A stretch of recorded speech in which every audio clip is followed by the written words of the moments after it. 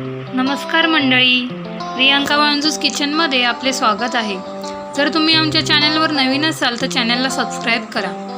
चला तर मग पाहूया आजची रेसिपी। आजची रेसिपी आहे पुरणपोळी। चला तर मग रेसिपीला सुरुवात करूया। 1 कप चणा डाळ 2 तास भिजवून घेतलेली आहे।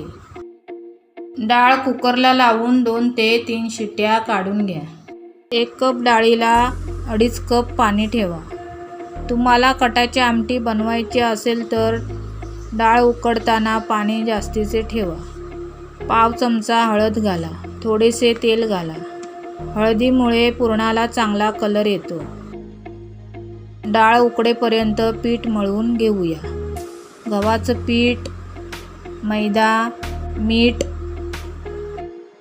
2 चमचे घी घाला। पिठामध्ये मिक्स करा। नंतर थोडे थोडे पाणी घालून पीठ मऊसूद मळून घ्या। थोडे तेल लावा। 1 तासासाठी झाकून ठेवा। तुम्ही बघू शकता डाळ आपली उकडलेली आहे।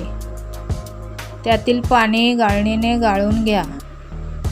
हे बघा, डाळ चांगली शिजलेली आहे। पातेल्यामध्ये डाळ घेऊन मॅशरने मॅश करून घ्या। मी येथे 1 वाटी गूळ किसून घेतलेला आहे। आता पॅनमध्ये मॅश केलेली चणा डाळ घाला। त्यामध्ये गूळ घाला। गॅस स्लो मीडियम ठेवून पुरण बनवून घ्या। बघा, गूळ विरघळलेला आहे, त्यामुळे पुरण पातळ दिसत आहे। घट्ट होईपर्यंत सतत ढवळत राहा। पुरण तयार व्हायला 20 ते 25 मिनिटे लागतात। तुम्ही बघू शकता पुरण आपले तयार झालेले आहे। बाउलमध्ये काढून घ्या। मी येथे वेलची आणि जायफळ एकत्रच पावडर करून घेतलेली आहे। 1 छोटा चमचा घाला। पुरणामध्ये मिक्स करा। थंड झाले की पुरण घट्ट होते। पुरण आपले तयार झालेले आहे। पीठ चांगले मऊ झालेले आहे। पीठ आपण मळून ठेवलेले होते ते पुन्हा थोडे तेल लावून चांगले मळून घ्या। छोटा पिठाचा गोळा घेऊन त्याची पारी बनवा। त्यामध्ये पुरणाचा गोळा भरा।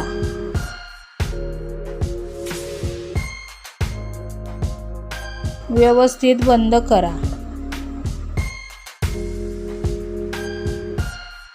पिठामध्ये घोळवून पोळी लाटून घ्या।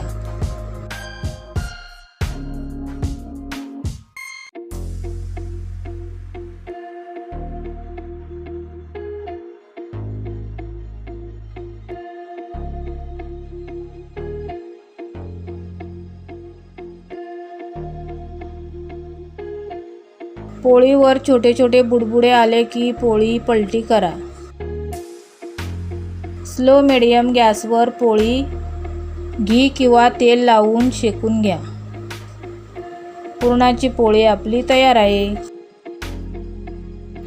व्हिडिओ आवडल्यास व्हिडिओला लाईक करा। अशाच छान छान रेसिपीसोबत दर सोमवारी आणि गुरुवारी आपण भेटू। धन्यवाद।